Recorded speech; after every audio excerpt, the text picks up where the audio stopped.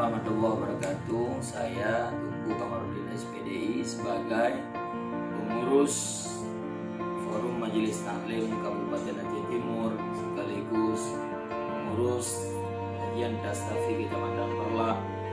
Dengan ini mengajak kepada semua masyarakat yang ada di Kecamatan Perlak dan Aceh Timur untuk membantu melaksanakan perintah dari pemerintah daerah, yaitu Bapak Bupati maupun pemerintah pusat, Bapak Jokowi serta Kapolri, agar dalam melaksanakan kegiatan selama ini, artinya selama merebak virus corona atau COVID-19, untuk dihindari keramaian dan beraktivitas sebagaimana biasa, tapi dibatasi untuk menjaga virus tersebut tidak menyebar ke tempat kita.